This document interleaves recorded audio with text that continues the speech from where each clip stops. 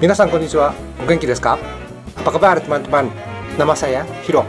Mari kita belajar bahasa Jepang bersama. Sa, それでは始めましょう.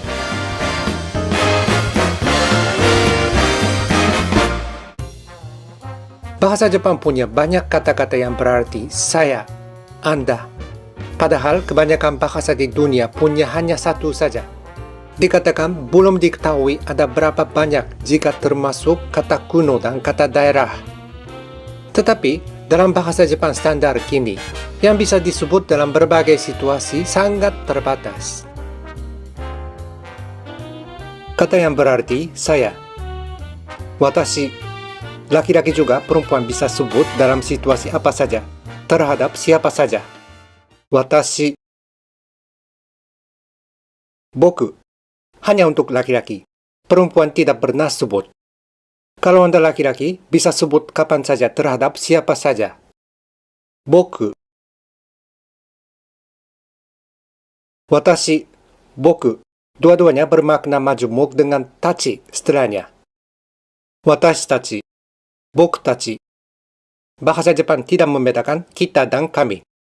Jika Anda laki-laki, bisa sebut mengenai satu golongan termasuk Anda sebagai boku tachi, walaupun semua orang golongannya perempuan terkecuali Anda. Watashi tachi juga bisa. Perempuan selalu bisa sebut watashi tachi. Watashi tachi. Teman-teman laki-laki saja. Boku tachi. Selain itu, masih ada beberapa kata yang berarti saya, kami, atau kita. Watakushi sebagai kata formal, watashi. Kami atau kita. Watakushi domo, kata formal yang merendahkan diri. Wareware, warera, kata formal juga, hanya disebut dalam pembicaraan resmi dan dalam kalimat tertulis. Watashira, bokura, lebih ramah daripada watashi tachi, boku tachi. Semua kata punya masing-masing nuansa. Berbeda juga aturan kata-kata setelahnya. Kalau Anda berminat, ingat saja kata-kata ini sebagai pengetahuan. Sebagai kosakata dalam pembicaraan juga tulisan. Anda ingat dulu, watashi, watashi tachi, boku, boku tachi. Anda bisa memakai kata-kata ini kapan saja, terhadap siapa saja. Dalam pembicaraan juga dalam tulisan. Kata sebagai Anda. Anata atau kimi. Kita boleh sebut hanya terhadap orang yang seumur atau yang lebih muda. Anata sedikit lebih sopan daripada kimi.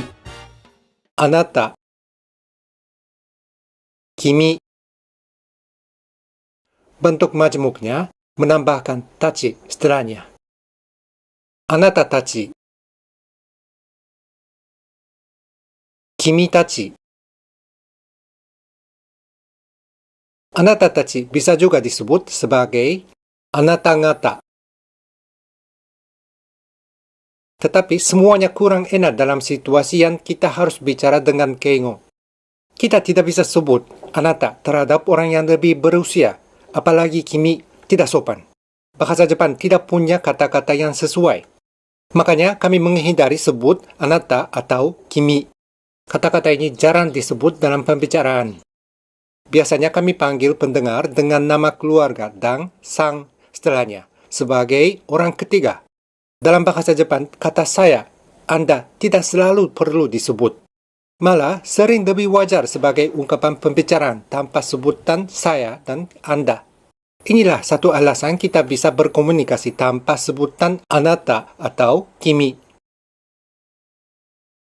Anda bisa panggil laki-laki yang seumur atau lebih muda dengan kun, Yamada kun.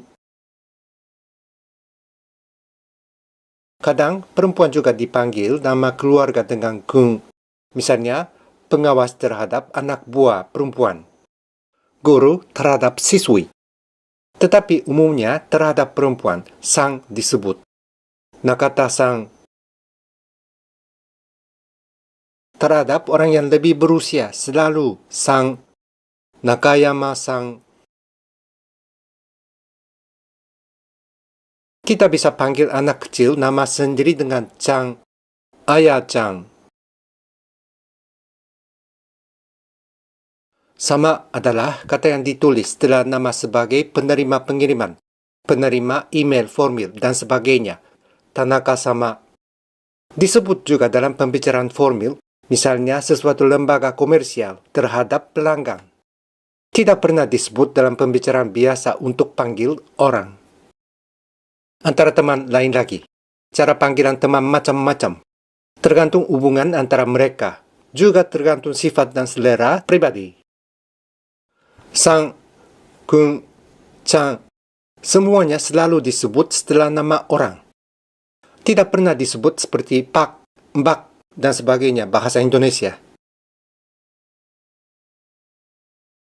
Kata yang berarti dia. Untuk laki-laki, kare.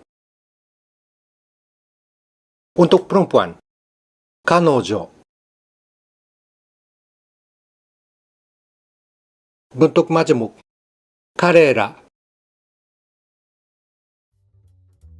Kita bisa sebut dalam situasi apapun, terhadap siapapun, tetapi tidak begitu umum dalam pembicaraan.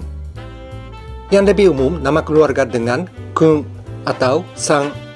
Dalam pembicaraan yang tidak formal, bisa juga nama sendiri dengan kun atau sang. Terhadap orang yang lebih berusia, selalu sang. Kare, kanojo, juga disebut dengan makna pacar. Malah yang lebih umum dalam pembicaraan dengan makna ini daripada dengan makna dia. Dengan makna ini, kare bisa disebut juga kareshi. Koibito dengan makna pacar hampir tidak pernah disebut dalam pembicaraan. Kata-kata terkait orang masih ada banyak yang disebut dalam pembicaraan biasa antara teman-teman. Yang berarti aku, ore untuk laki-laki, atashi untuk perempuan. Yang berarti engkau, anta, omae. Yang berarti dia, aitsu, yatsu, dan sebagainya. Situasi yang kita boleh sebut kata-kata ini sangat tertentu. Misalnya omae, saya sendiri hampir tidak pernah menyebut. Saya harap Anda jangan meniru gaya pembicaraan seperti ini yang bisa menjadi tidak sopan sebelum tahu nuansa dan penggunaan yang benar. Sampai sini dulu pelajaran hari ini. Saya menyambut pertanyaan dari Anda. Channel ini selalu terbuka. Terima kasih telah menonton. Sampai jumpa lagi di channel Pelajaran Bahasa Jepang. どうもありがとうございます。